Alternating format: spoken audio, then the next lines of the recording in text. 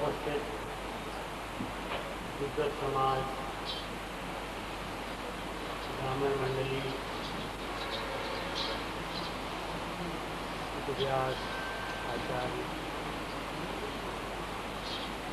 सभी ब्राह्मणों के चरणों में नमन करते हुए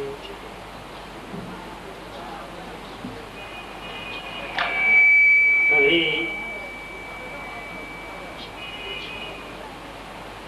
संतों का स्मरण करते हुए उनके चरणों में नमन वंदन करते हुए और यहाँ पर उपस्थित सभी भक्तजन, श्रद्धालुजन, उनके हृदयों में विराजमान परम तत्व को नमन करते हुए आइए आज पुनः हम लोग मिलकर के इस भागीरथी गंगा में गोता लगाने की चेष्टा करेंगे।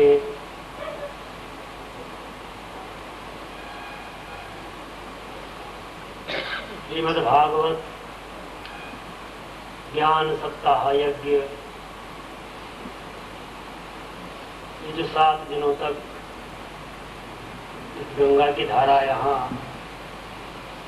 प्रवाहित हो रही है, इसमें स्नान करेंगे, मज्जन करेंगे और तीनों तापों से शांति पाने का अनुभव करेंगे।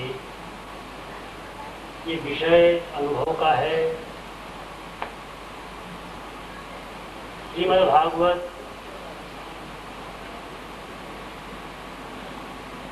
कृपा का विषय है। ये बुद्धिगम्य संभवतः नहीं है, कृपा का विषय है। भगवत कृपा हो, अपने सद्गुरुदेव की कृपा हो, माता पिता की कृपा हो, अपने वृद्धजनों की कृपा हो और अपने जन्म जन्मांतरों का पुण्य साथ में उदय हो, ततो भागवतम गति।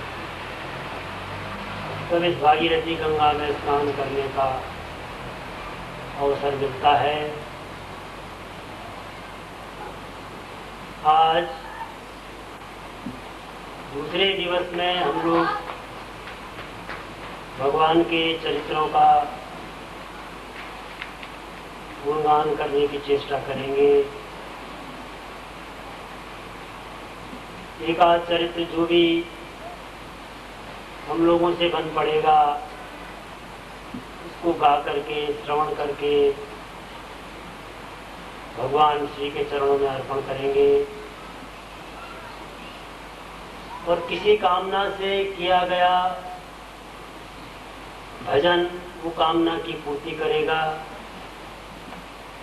निष्काम भाव से यदि करेंगे तो सारी कामनाएं स्वतः पूर्ति हो जाती हैं।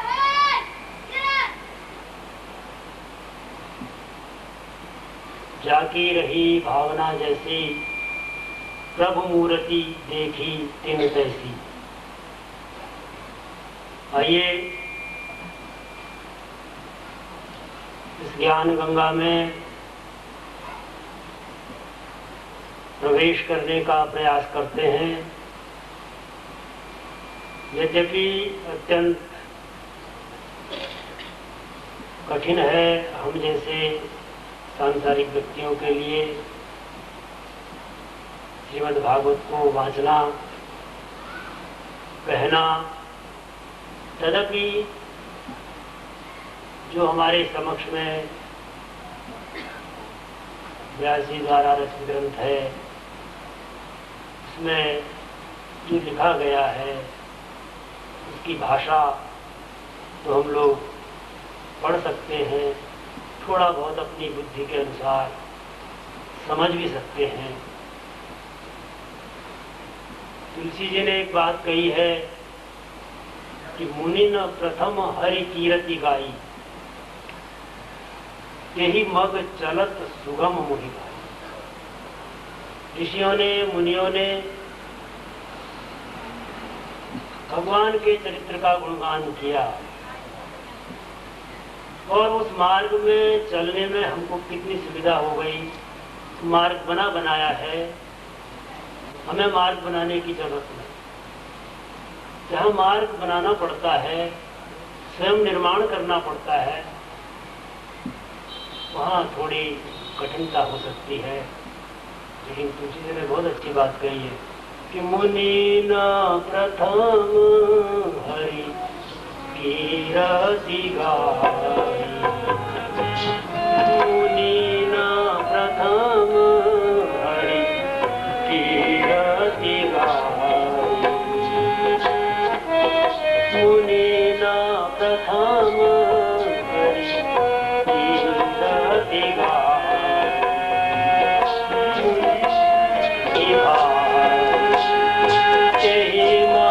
चलत सुगम मोहि भाई, तेहि मग चलत सुगम मोहि भाई।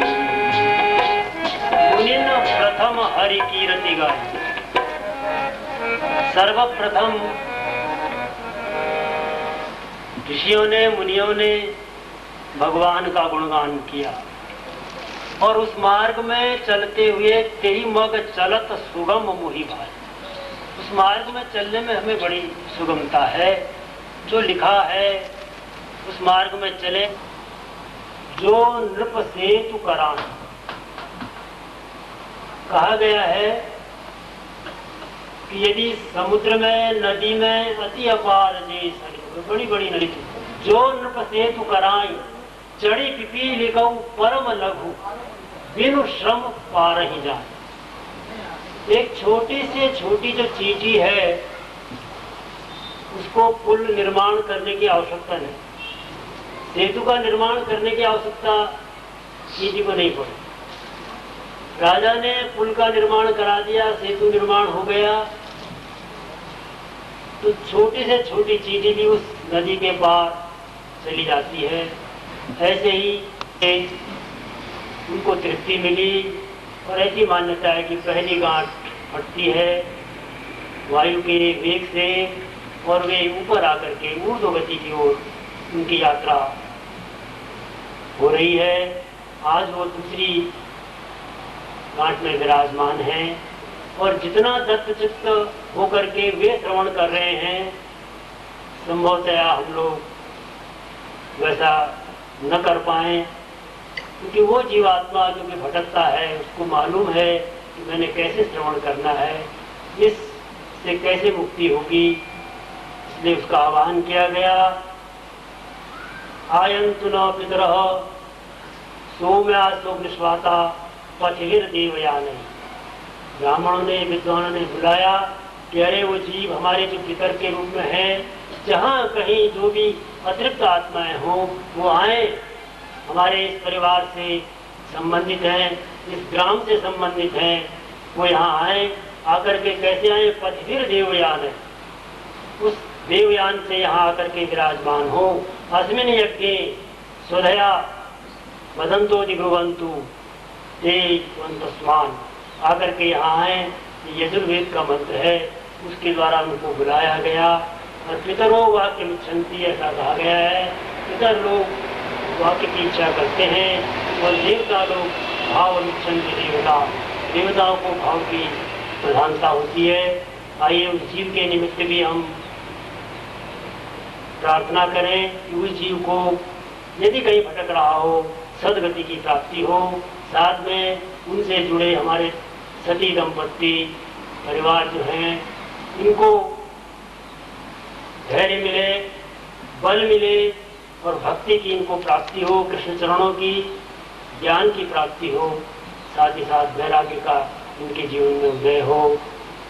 और इस संसार की यात्रा में ये इन तीनों को भक्ति ज्ञान वैराग्य प्राप्त करके भगवान के चरणों का आनंद लें, भजन का आनंद लें, ये हमारी कामना है। और हम सभी भी इसी भाव से आइए यहाँ प्रवेश करेंगे भगवत चरित्र में। यद्यपि मेरे जैसे जीव के लिए, प्राणी के लिए ये कहना कठिन है, मैं बारंबार ऐसा मुझे लगता है कि मैं कुछ भी नहीं कर पाऊंगा, लेकिन संभवतः इस व्यासपीठ की महत्ता होगी, संतजनों की कृपा होगी, हमारे माता पिता की कृपा है, जो मेरे गुरुदेव भी हैं, मेरे पिताश्री, उनकी कृपा से जो कुछ भी कहा जाएगा संभवतः अच्छा ही लगेगा, क्योंकि हरि का गुणगान हम लोग कर रहे हैं, बाह्य चर्चा नहीं है। कहा गया है कि कुछ भी करें, संसार का चिंतन न करें, परमात्मा का चिंतन हरनिश करते रहें, इससे बढ़कर भजन कुछ नहीं संसार में।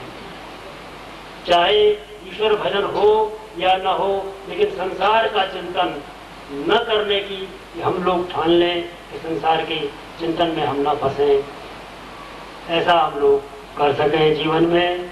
आइए, ये श्रीमद् भागवत की कथा का हमने कल श्रवण किया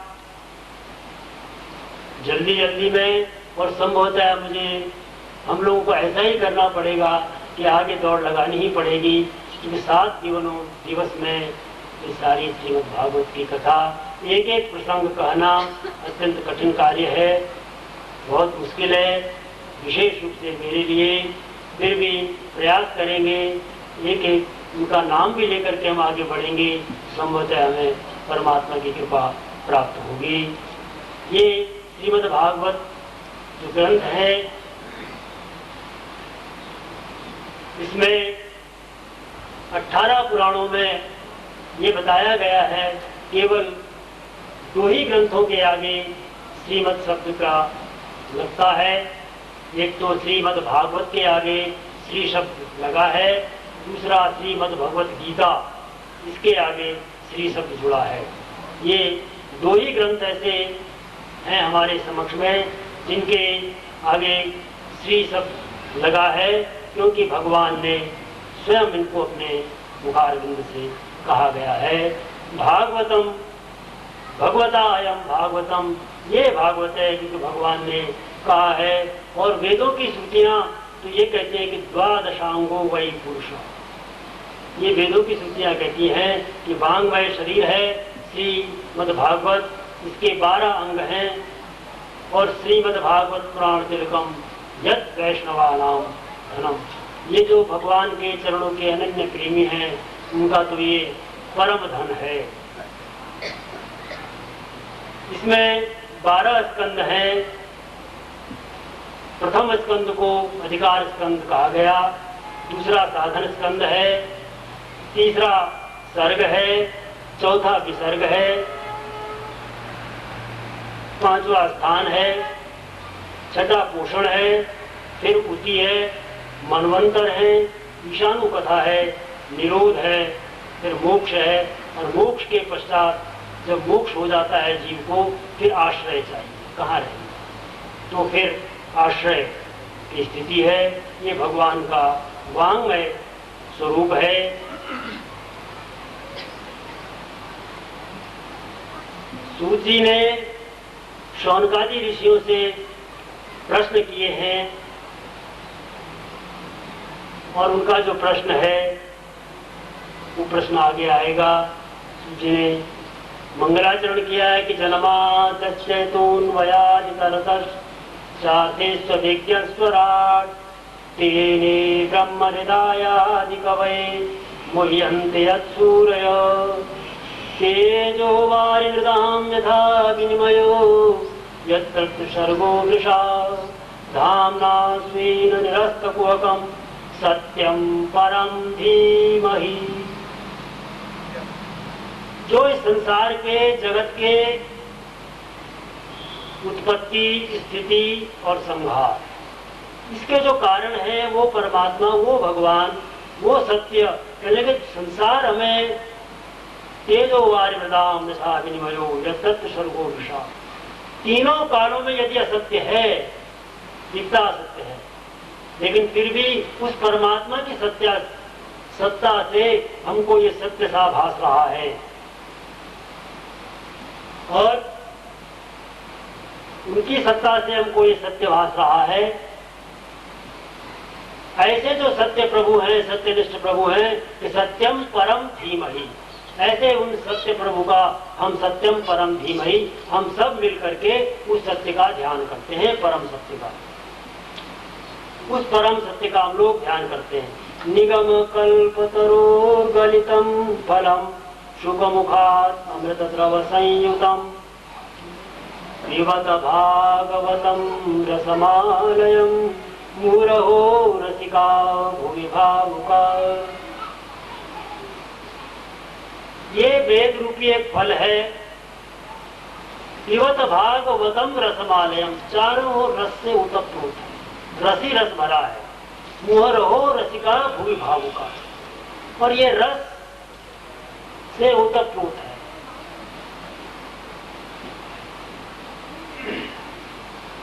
मुरहो रसिका भूमि, बार बार पीने की इच्छा करती है, जिसका चित्त, जिनका मन यहाँ लग गया है। नैमिषे निमिष क्षेत्रे ऋषयश्चौनकादय सत्रम स्वर्गाय लोकाय सहस्र सममासत। लेकिन एक बार भगवान विष्णु एवं देवताओं के जो परम पुण्यमय क्षेत्र नैमिषारण्य है, उसमें शौनकादि ऋषियों ने भगवत प्राप्ति की इच्छा से सहस्र वर्षों में पूरे होने वाले एक महान यज्ञ का अनुष्ठान किया।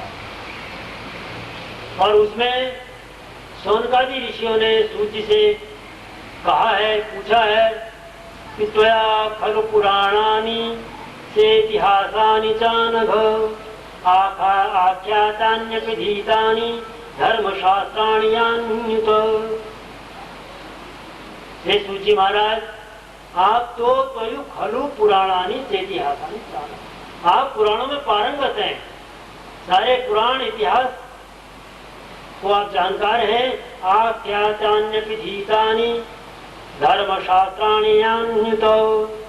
हमको हे प्रभु आप निष्पाप हैं, आपने समस्त इतिहास, पुराण और धर्मशास्त्र का विधि पूर्वक अध्ययन किया है तथा उनकी भली भांति व्याख्या भी की है। और वेद वेदताओं में श्रेष्ठ भगवान वादरायण ने एवं भगवान के सगुण निर्गुण रूप को जानने वाले दूसरे मुनियों ने जो कुछ भी जाना है, उन्हें जिन जिन विषयों का ज्ञान है, वो सब आप वास्तविक रूप में जानते हैं। ये ऋषियों ने सूत जी से कहा। और कहने लगे, जब आप कथा श्रवण करा रहे हैं, इतना आप बता रहे हैं हमको, वयम तुन वितृप्याम उत्तम श्लोक विक्रमे, आपकी कथा कहने से, इस शैली से जो हम श्रवण कर रहे हैं भगवत चरित्र को, वयम तुन वितृप्याम, हमारी तृप्ति नहीं हो रही। वयम तुन वितृप्याम उत्तम श्लोक विक्रमे यक्षृणताम रसज्ञानाम स्वादु स्वादु पदे पदे। यक्षृणताम रसज्ञानाम, जो रसज्ञ हैं, जो बार बार हरिचरित्र का संकीर्तन करते हैं, सुनना चाहते हैं, रसज्ञानाम स्वादु स्वादु पदे पदे, पद पद पर, एक एक कदम पर उनकी इच्छा यही होती है कि हम किस प्रकार से भगवान के चरित्रों का श्रवण करें, मनन करें, और अघाते नहीं है। वयम तुन वितृप्याम, हमारी तृप्ति नहीं होती, हमें और सुनाइए। तुलसी जी ने कहा, रामचरित जे सुनत अघात, रामचरित जे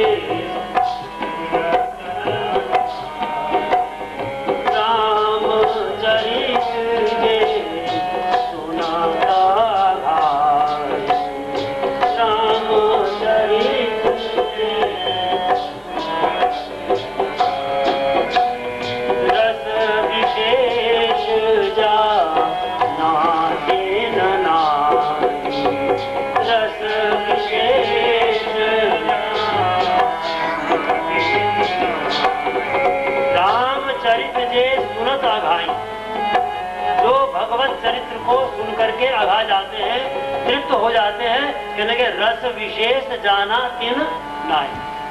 उन्होंने भगवत चरित्र के रस को नहीं जाना। इसलिए हे सूची महाराज, हमको आप ये कथा श्रवण कराइए। और कहते हैं कि नारायणं नमस्कृत्य नरं चैव नरोत्तमं देवीं सरस्वतीं व्यासं ततो जयमुदीरये। और भगवत कथा का, भगवत भक्ति का महात्म्य बताते हुए सूजी कह रहे हैं कि नारायणं नमस्कृत्वा नरं चैव नरोत्तमं देवीं सरस्वतीं व्यासं ततो जयमुदीरये। नारायण को, भगवान नारायण को नमस्कार प्रणाम करके, जो नरोत्तम है, नरों में भी उत्तम है, देवी सरस्वती देवी को प्रणाम करके ततो जय मुदीर जय घोष करते हैं। बोले वृंदावन बिहारी लाल की, बोले बाल कृष्ण लाल की। वासुदेवे भगवती भक्ति योग प्रयोजित जनयत्याशु वैराग्यम ज्ञानम च यद हेतुकम। भगवान श्री कृष्ण में भक्ति होते ही वासुदेवे भगवती भक्ति योग प्रयोजित, अनन्य प्रेम से उसमें चित्त जोड़ते ही निष्काम ज्ञान और वैराग्य का जीवन में आविर्भाव हो जाता है। जनयत्याशु वैराग्यम ज्ञानम च यद हेतुकम। ज्ञान और वैराग्य दोनों की प्राप्ति जीवन में आती है भगवान के, कृष्ण के चरणों से प्रीति करते ही। कहने के तस्मात् एकेन मनसा। इसलिए जब चित्त की वृत्ति हमारी निर्मल होती है, ज्ञान वैराग्य भगवान के चरणों में प्रीति करते ही आ जाती है, कल परमात्मा का चिंतन श्रोतव्य, बार बार श्रवण करना चाहिए। कीर्तितव्य, उनका कीर्तन करें और ध्येय उनका ध्यान करें। पूज्यश्च नित्यदा, एक दिन दो दिन नहीं, ये 7 ही दिन हमको कथा श्रवण नहीं करनी। इसका अर्थ है कि हमें आज 7 दिन या 2 घंटा हम श्रवण किया, भजन किया और फिर छोड़ दें, नहीं।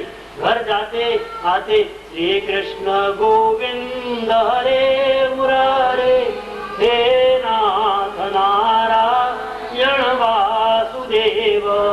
श्री कृष्ण गोविंद हरे मुरारे हे नाथ नारायण वासुदेव। श्री कृष्ण गोविंद हरे मुरारे हे नाथ नारायण वासुदेव। कीर्तन करें, ध्यान करें, ध्येय पूज्य से नित्यदा, ये नित्य प्रति हम इसका ध्यान करते रहें। इससे क्या लाभ होगा? कहने के विद्यते हृदय ग्रंथि छिद्यन्ते सर्व संशया।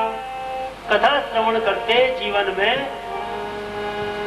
कथा श्रवण करते करते भी संशय हो जाता है, संदेह हो जाता है, और संदेह के कारण कहने के संशयात्मा विनश्य। गीता में बताया गया कि संशयात्मा विनश्य। यदि संशय जिज्ञासा के रूप में है तो लाभ होता है जीवन में। यदि संशय परीक्षा की दृष्टि से उत्पन्न हो रहा है कि देखें इनको कितना आता है, तो संशय आत्मा विनश्य। संशय अर्जुन को भी हुआ लेकिन लाभ हुआ। उस समय विभीषण को संदेह हो गया, जीव परमात्मा के, कभी कभी जीव को भी संदेह होता है और जीव की रक्षा के लिए परमात्मा के आगे बढ़ता है। संदेह हुआ कि ना धन रथ नहीं तन पद त्राणा के ही विधि जितो वीर बलवान।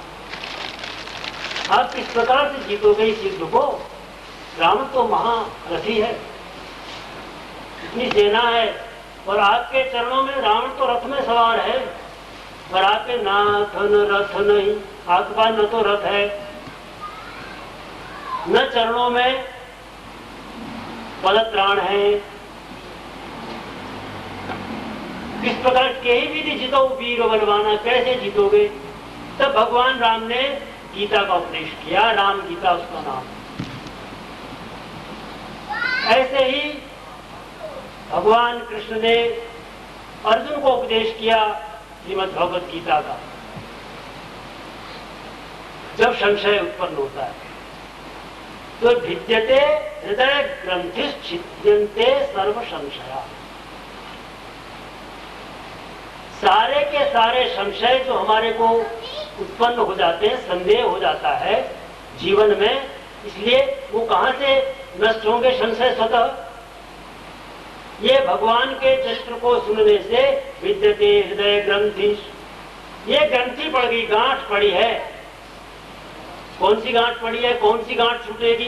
विद्यते हृदय ग्रंथि, वो जो हृदय में गांठ पड़ गई है, पहले कौन सी गांठ, कैसे छूट पाएगी वो गांठ? विद्यते हृदय ग्रंथि छिद्यन्ते सर्व संशया क्रियन्ते चाश्च कर्माणि दृष्ट एवात्मनि ईश्वरे।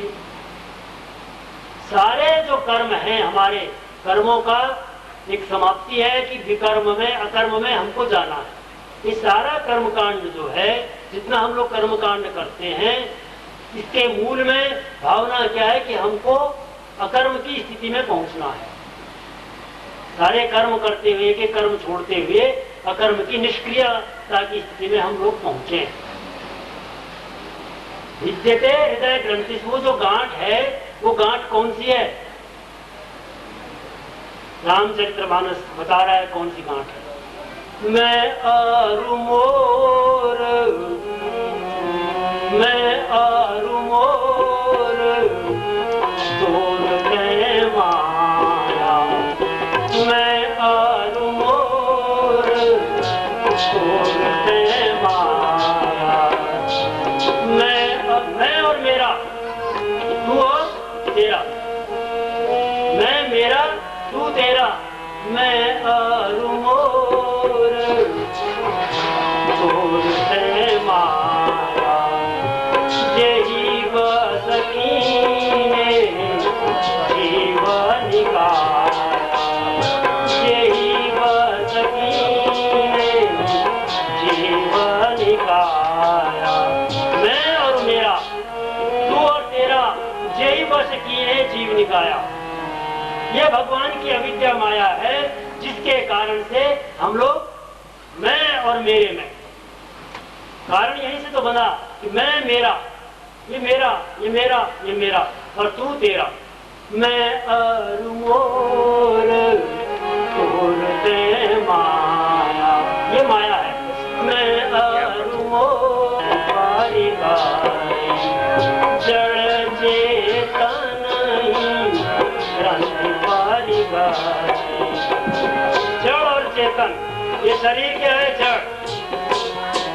जब तक चेतन के साथ संयोग है, उस परमात्मा के साथ संयोग है, तभी तक हम बोल रहे हैं, चल रहे हैं, कर्म में लिप्त हैं। और जैसे ही वो चेतन यहाँ से निकला तो ये अचेतन जड़ हो गया। कहने के जड़ चेतन ही, जड़ चेतन ही ग्रंथि पाड़ी गाय, जड़ चेतन ही ग्रंथि पाड़ी गाय। जदपि मृषा, जदपि मृषा यद्यपि मृषा, जड़ और चेतन में जो गांठ पड़ी हमको दिख रही है, चले यद्यपि मृषा, लेकिन छूटा तक कठिनाई, फिर भी छूट नहीं रही है। बड़ी कठिनता से छूटेगी, सत्संग बार बार करना पड़ेगा। इसलिए कह रहे हैं यहाँ कि विद्यते हृदय ग्रंथे छिद्यन्ते सर्व संशया क्षीयन्ते चाश्च कर्माणि दृष्ट एवात्मनि ईश्वरो। भगवान की कृपा से ये छूटेगी। वासुदेव परा वेदा, वासुदेव परा मखा, वासुदेव परा योगा, वासुदेव परा क्रिया। भगवान ही, ये जो भगवान वासुदेव हैं, ये जो हम शरीर मिला है मानव का, ये शरीर मिलने का हमको यहाँ आकर के क्या करना है किस दिशा में यात्रा करनी है, पहले किम श्रेय, इसका श्रेय क्या है, क्या उद्देश्य है। और दूसरा प्रश्न के 6 प्रश्न किए हैं, शास्त्र सार कह, इस सारे शास्त्रों का सार क्या है। शास्त्र तो बहुत है, पुराण बहुत है, हम एक ही शास्त्र नहीं पढ़ पाते, एक का ही हमें नहीं पता। शास्त्र कहने के उनका सार हमें बताओ, सार क्या है। शास्त्र सार कह। तीसरा प्रश्न था स्वावतार प्रयोजनम, भगवान के अवतार लेने का प्रयोजन क्या है, क्यों भगवान अवतार लेके आते। कहा गया कि यदा यदा धर्मस्य ग्लानिर्भवति भारत अभ्युत्थानम धर्मस्य तदात्मानं सृजाम्यहम् परित्राणाय साधूनां। आता तो इसलिए हूं कि जब जब पृथ्वी पे अधर्म की वृद्धि होती है, अत्याचार बढ़ जाते हैं, साधु संतों का अपमान होने लगता है, उनका निरादर होने लगता है, तो परमात्मा को अवतार लेके आना पड़ता है। लेकिन परमात्मा को कहने में स्वावतार प्रयोजनम, अवतार लेने की आवश्यकता, तो वहीं से बैठे बैठे भी जितने पापी लोग हैं, अत्याचारी हैं, उनको नष्ट कर सकते हैं। लेकिन फिर भी अवतार लेकर, पहले स्वावतार प्रयोजनम, उनके अवतार लेने का क्या प्रयोजन है। चौथा प्रश्न क्या, किम कर्म, आकर के क्या क्या काम किए भगवान ने जब अवतार लिया, पृथ्वी पे आए, अवतार लेके क्या क्या कर्म किए। और के अवताराश्च, कितने अवतार हुए। और छठा प्रश्न किया कि धर्म कम शरणम गतः,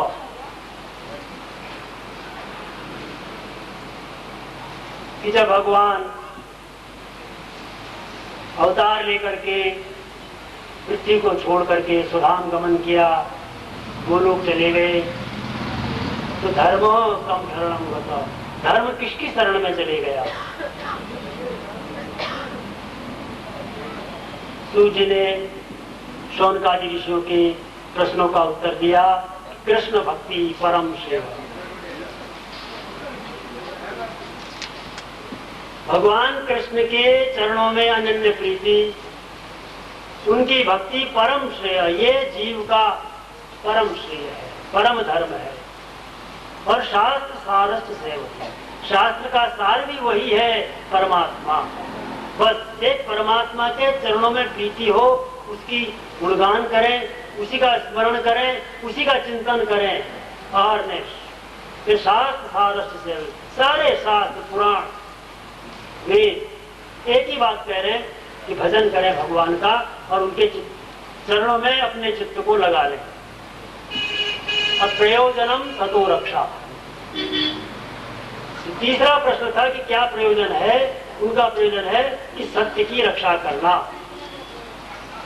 जो संत पुरुष हैं, साधु पुरुष हैं, सज्जन पुरुष हैं, उनकी रक्षा के लिए भगवान अवतार लेते हैं। कर्म सृष्टि आदि लक्षणों, और सृष्टि आदि के कर्म का उनका लक्षण बताया गया। अवतारा असंख्य, और उनके अवतार असंख्य हैं, अवतारों की गिनती नहीं की जा सकती। और जब भगवान कृष्ण सुधाम गमन कर गए, तब कहने के वो भागवते, इस भागवत में जो यहाँ रखा है हमारे पास ग्रंथ, हम लोग बुरा न माने, उतना आदर अपने इन सदग्रंथों को संभवतः नहीं दे पाते। अभी हमारे घरों में रामचरितमानस हो सकता है कहीं भूली, इसके अलावा गुरुवाणी है, सारी गुरुवाणी, केवल उसका इतना सम्मान आदर करते हैं क्योंकि भगवान का ये वांग्मय शरीर है। और हमको भी यही करना चाहिए। धर्मो भागवते तो धर्म जो था भागवत में आकर के स्थित हो गया। 3 अवतार हैं, ब्रह्मा, विष्णु और महेश, ये 3 देव हैं। इन 3 देवों के 3 वाहन हैं। ब्रह्मा का वाहन है हंस, निर्बल बुद्धि, वो हंस पर आरूढ़ होकर के आते हैं। भगवान विष्णु का वाहन है गरुड़, वो गरुड़ में आरूढ़ होकर के आते हैं। और भगवान शिव नंदी, धर्म पर आरोह करके आते। ये धर्मो भागवते स्थित, धर्म जो था भागवत में आकर के स्थित हो गया। और इसलिए आज हम लोग जो श्रद्धा से इसका श्रवण करते हैं, श्रद्धा से पान करते हैं, उस धर्म का पूरा पूरा लाभ हम लोगों को प्राप्त होता हुआ दिखाई देता है। अवतारों के संबंध में शौनकादि ऋषियों ने पूछा सूत जी से, एतन्नानावताराणां निधानं बीजमव्ययम् यस्यांशांशेन सृज्यन्ते देवतिर्यं नरादयः। सूत जी ने बताया कि अनेक अवतार हुए भगवान के, बीजमव्ययम्, उनके अंश से जब एक वृक्ष हम बीज डाल देते हैं जमीन में, उस बीज से जो वृक्ष होता है उसमें कितने फल लगते हैं। एक धान का बीज हमने भूमि में डाला, उसमें जो एक पेड़ आता है, एक वृक्ष पौधा होता है धान का, उसमें कितनी बालियां आती हैं, कितने धान पैदा होते हैं। ठीक इसी प्रकार से कहने की ये अंश रूप से नाना अवतार है। एतन्नानावताराणां निधानं बीजमव्ययम् यस्यांशांशेन सृज्यन्ते देवतिर्यं नरादिषु। जितनी भी सृष्टि है इस जगत में, मनुष्यों की, पशुओं की, पक्षियों की, जड़ की, चेतन की, सब परमात्मा के अंश से उत्पन्न। ये जगत ही परमात्मा है, जगत ही जगदीश का है। 84 लाख योनियां बताई गई हैं। आप और हम यहाँ श्रवण कर रहे हैं, शास्त्रों ने, संतों ने ऐसा बताया कि 84 लाख योनियां हैं, और उन 84 लाख योनियों में भ्रमण करते करते करते तब ये कहीं जाकर के मानव का शरीर मिला। ये जो मानव का देह मिला है बड़ा दुर्लभ। 3 चीजें और दुर्लभ बताई गई है। दुर्लभम त्रयमेतत्, 3 चीजें दुर्लभ हैं। एक तो मुमुक्षुत्वम, मुमुक्षा की इच्छा हो, मानुषत्वम, मनुष्यता, मनुष्य का शरीर मिल जावे, और महापुरुष संशय, जो हमारे निकट में संत लोग बैठे, इनका सानिध्य मिल जाए। ये 3 चीजें दुर्लभ हैं जगत में। तो ये मानव का देह उस 84 लाख योनियों को भ्रमण करते करते करते पता नहीं कैसे मिला। हमारे प्रयास से, हमारे कर्म से संभवतः नहीं मिला। कब हूँ ककरी, कब हूँ ककरी करूं नानार। भगवान ने देखा कि भटक रहा है 84 लाख योनियों में, कभी कीड़ा बना, कभी मच्छर बना, कभी कुछ बना, देखा, दया आई परमात्मा को। कब हूँ ककरी करूं नानार, कब हूँ ककरी करूं नानार, देत ईश बिनु हेतु सने, देत ईश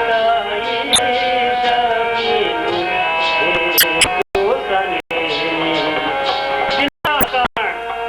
परमात्मा ने दया करी हमारे पर, देखा भटक रहा है जी, देत ईश बिनु हेतु सने, बिना कारण, बिना किसी कारण के, स्वार्थ में हमको ये मानव का चोरा दे दिया, जाओ मनुष्य का नहीं मिला, अब करो भजन।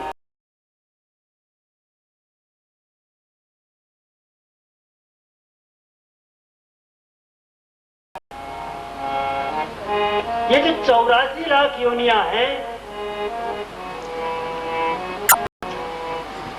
20 लाख स्थावर सब मानो, 20 लाख जाति के स्थावर है जो खड़े। ये 84 लाख योनियों में इस जगत में आकर 20 लाख स्थावर सब मानो, 20 लाख जाति के, ये जो पेड़ पौधे जड़ जो खड़े हैं, स्थावर हैं, ये 20 लाख जाति के, 20 लाख जाति के हैं। कभी आम का पेड़ बने, कभी तुलसी का बने, कभी भांग का बने, क्या क्या वृक्ष बनेंगे न जाने। पहले 20 लाख स्थावर सब मानो, 9 लाख जलचर सब जानो। 9 लाख जाति के पानी में, जल में विचरण करने वाले जीव जंतु हैं। कितने हो गए? जोड़ते रहना।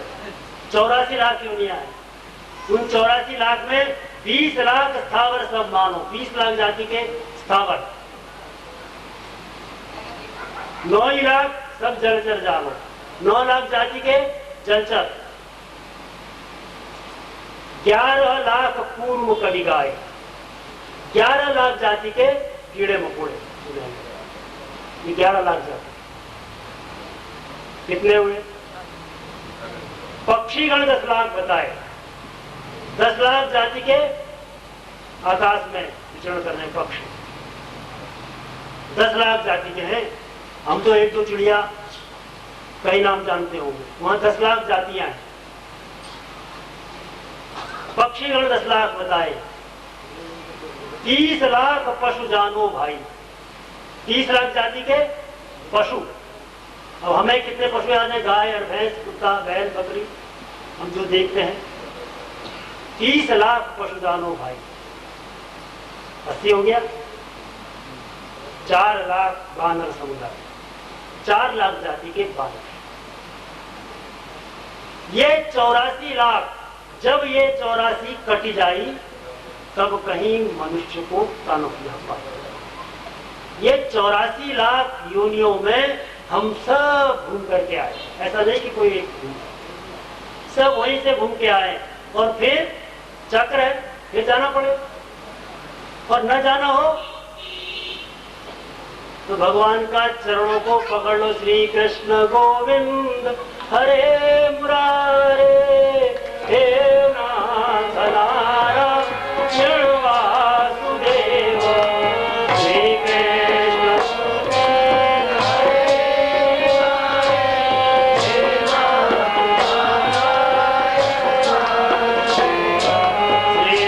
कृष्ण गोविंद हरे मुरारे, हे नाथ नारायण वासुदेव, श्री कृष्ण गोविंद हरे मुरारे, हे नाथ नारायण वासुदेव।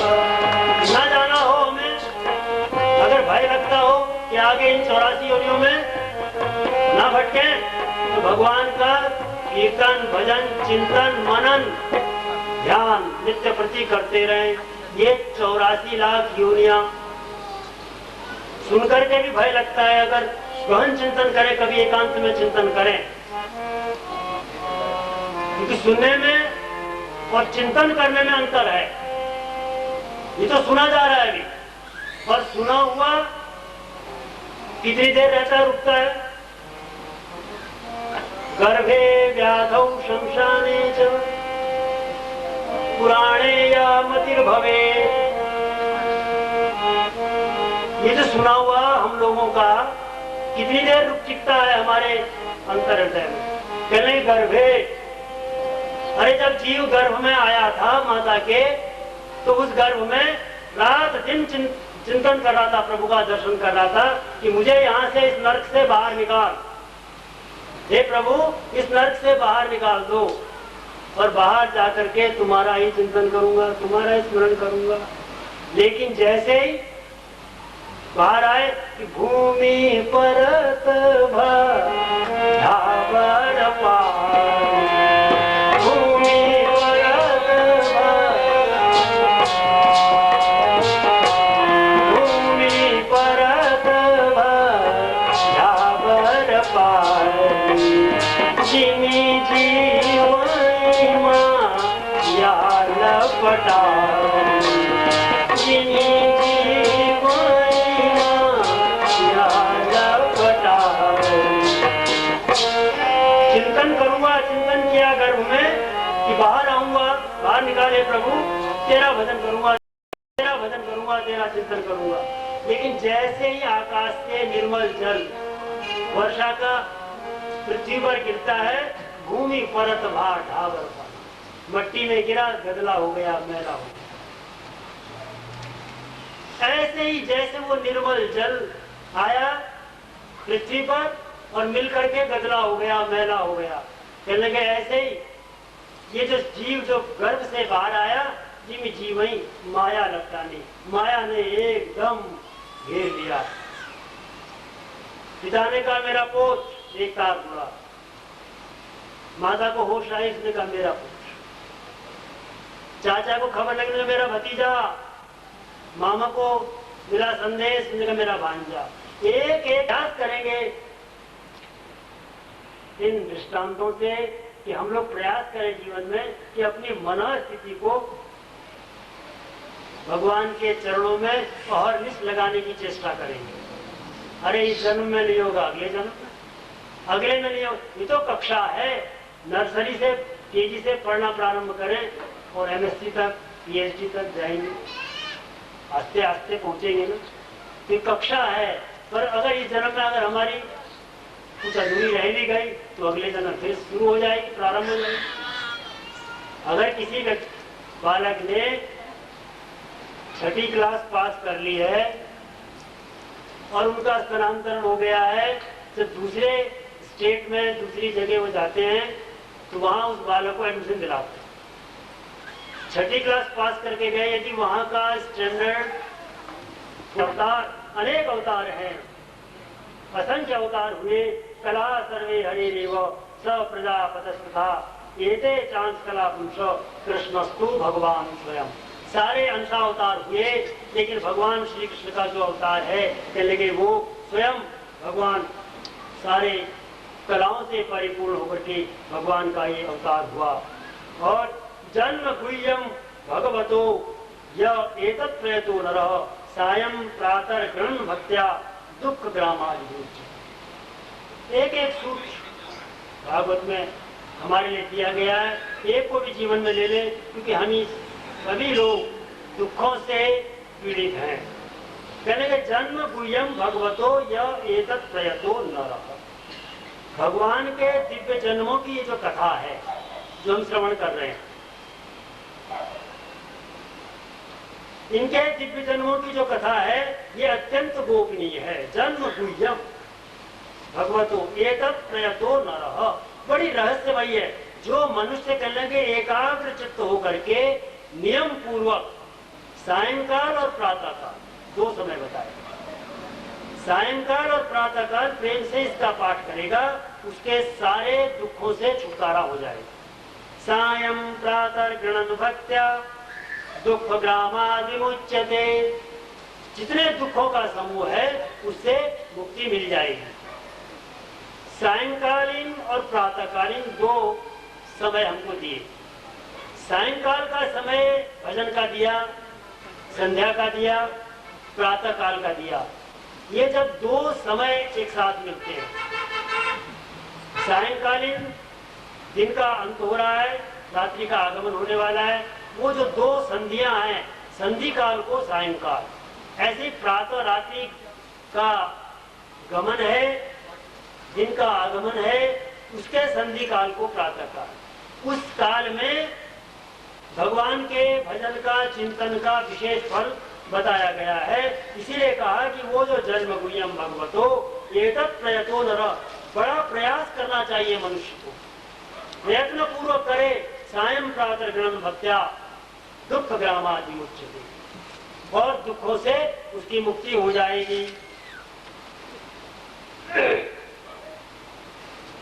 ऐसा करने से हमें दुखों से छुटकारा। जन्म का, पूर्व जन्म का वृतांत दिया। नारद जी ने बताया, मैं पूर्व जन्म में जाति पुत्र था, ब्राह्मणों की मैं सेवा करवा करते थे। हम 5 ब्राह्मण थे, उनकी मैं सेवा करता था। मेरे माता पिता मेरे बाल्यकाल में ही उससे वियोग हो गया, और उसके पश्चात ब्राह्मणों के आशीर्वाद से मुझे उन्होंने एक मंत्र दिया, और जब ब्राह्मण लोग भी चले गए, मैं उस मंत्र को मन में धारण करके एकांत में किसी बस्ती में जंगल में गया। वहां जाकर के मैंने परमात्मा के नाम का चिंतन किया। वो जो मंत्र मुझे ब्राह्मणों से प्राप्त हुआ था उस मंत्र का मैंने जाप किया और उस मंत्र के जाप से क्या हुआ कि मेरे को भगवान की दर्शन हुआ। ज्ञानम गुह्यतमं यत् साक्षात् भगवतोदितम् अनुभवोचन गमिष्यन्त कृपया दीन वत्सलो। कहने के उन दीन वत्सल महात्माओं ने जाते समय मुझे एक मंत्र दे दिया, कृपा करके उस गुह्यतम ज्ञान का उपदेश किया जिसका उपदेश स्वयं भगवान ने अपने श्रीमुख से किया है। एतत् सूचितम ब्रह्मां तापत्रय चिकित्सितम, वो जो दिया कहने के तापत्रय चिकित्सितम, जो संसार में 3 ताप हैं उन तीनों तापों की चिकित्सा, उस रोग को निवारण करने का साधन बता दिया। उस मंत्र में था ब्रह्मांड तापत्रय चिकित्सकम यदि सुरे भगवती कर्म ब्रह्मणि भावितम। एकमात्र औषधि बताई कि भगवान का चिंतन करना है। सत्य संकल्प व्यास जी ने पुरुषोत्तम भगवान श्री कृष्ण के प्रति समस्त कर्मों को समर्पित कर देना ही संसार के तापों की एकमात्र औषधि बताई। और सूत जी ने कहा नारद जी को, नारद जी ने बताया ये भी मैंने आपको बता दिया है। और क्या करेंगे? चले नमो भगवते तुभ्यम वासुदेवाय धीमहि प्रद्युम्नाय निरुद्धाय नमः संकर्षणाय च। उस परमात्मा तत्व को नमो भगवते तुभ्यम वासुदेवाय धीमहि, हे प्रभु आप भगवान श्री वासुदेव को नमस्कार है, हम आपका ध्यान करते हैं। प्रद्युम्न, अनिरुद्ध और संकर्षण को भी हम नमस्कार करते हैं। प्राकल्प विषयामेतां स्मृतिं ते सत्तम न येष व्यवधात कालो येष सर्वजाकृति। देवर्षि व्यास जी ने पूछा नारद जी से, कहने के देवर से काल तो सभी वस्तुओं को नष्ट कर देता है, काल की गति विलक्षण है, कुछ भी जाए काल के मुख में, काल समय के अनुसार सभी लोग उसमें नष्ट हो जाते हैं। कहने के ये देवर से जो काल की जो है सभी वस्तुओं को जब नष्ट कर देता है तो उसने आपकी ये जो पूर्व जन्म की जो आप हमें कथा सुना रहे हैं, अपना वृत्तांत सुना रहे हैं कि मैं पूर्व जन्म में दासी का पुत्र था और महात्माओं के प्रसाद से प्रलय काल में फिर मैं श्वास के द्वारा ब्रह्मा जी में प्रवेश कर गया और उनका मानस पुत्र होकर के अब ये नारद के रूप में जन्म मिला और मेरी गति तीनों लोकों में, तीनों कालों में सर्वत्र है। पहले कैसे है? उन महात्माओं के प्रसाद से। और मैं करता क्या हूं कि सिर्फ नारायण नारायण, केवल नारायण का भजन। तो व्यास जी ने पूछा है कि क्या वो स्मृति आपकी नष्ट नहीं हुई? जब सारा सब कुछ नष्ट हो जाता है तो आपकी वो स्मृति नष्ट क्यों नहीं हुई? और ठीक ऐसा ही प्रश्न, जो प्रश्न यहाँ व्यास जी ने नारद जी से किया है कि आपकी स्मृति नष्ट नहीं हुई, ऐसा ही प्रश्न गरुड़ जी ने काकभुसुंडी जी से किया है। काकभुसुंडी जी उत्तर दिशा में नीलगिरी पर्वत पर निरंतर कथा, राम कथा कह रहे हैं, हरि कथा चल रही है। और गरुड़ जी को संदेह हुआ रणांगण में देख करके कि मेघनाथ ने नागपाश से राम और लक्ष्मण को बांध दिया है। तो गरुड़ जी के पास नारद जी गए, गरुड़ जी को लाए कि नागपाश काटो इनके बंधन, और बंधन काटने के बाद में तब भगवान राम अगला युद्ध करेंगे। नागपाश नहीं काट सकता, वो हमारे भव रोगों को कैसे नष्ट करेगा? और गरुड़ जी नित्य कहाँ रहते हैं?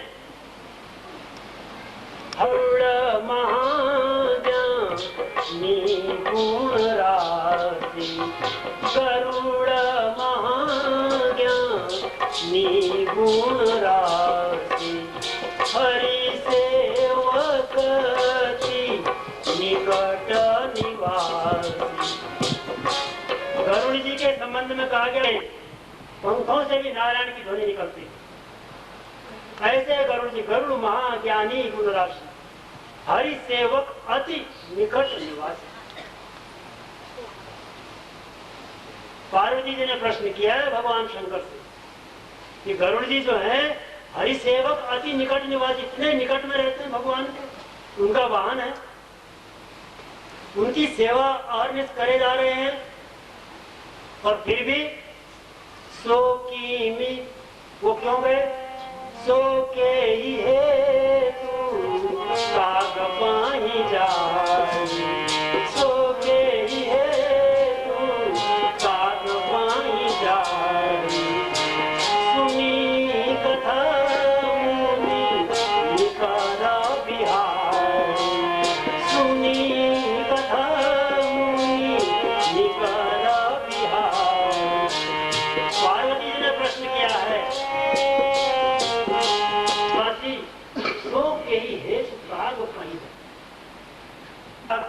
पक्षी चांडाल, कौवा पक्षियों में चांडाल कहा जाता।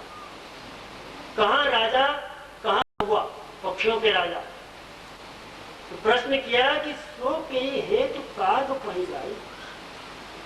जब स्वयं इतने गुण राशि है, ज्ञानवान है, निरंतर भगवान के चरणों का सानिध्य है, तो वहां गए कथा सुनने के लिए। सुनी कथा मुनि निकर बिहाई। अरे इतने ऋषि मुनि साधना कर रहे थे, तपस्या कर रहे थे, इन ऋषि के पास चले जाते, मुनियों के पास चले जाते, वहां से कथा श्रवण करते। लेकिन नहीं, कहने सुनी कथा मुनि निकर, मुनियों को छोड़ करके कहाँ गए कथा श्रवण करने? काकभूषुंडी जी के पास। तो ठीक वैसा ही प्रश्न गरुड़ जी ने काकभूषुंडी से किया। अंड कटा अमित लयकारी, अंड कटा अमित लयकारी। ये सारा संसार जो ब्रह्मांड है, ब्रह्म का अंड है, अंड कटा ये कड़ा है। इस कड़ाहे में जीव आ रहे, जा रहे, चल रहे, मर रहे, जाते जा रहे। अंड कटा अमित लयकारी, अंड कटा अमित लयकारी। कालो सदा दूर विक्रम भाई, कालो सदा दूर विक्रम भाई। काकभूषुंडी जी से कहा गरुड़ जी ने, जो आज व्यास जी ने नारद जी से पूछा है कि प्राकल्प विषयामेतां स्मृतिं ते सुरसत्तम न ये देवदात् काल एष सर्वव्यापृति। इस काल से आप बाधित नहीं हुए, पूर्व जन्म की सारी स्मृति आपको आज तक बनी हुई है। और गरुड़ जी का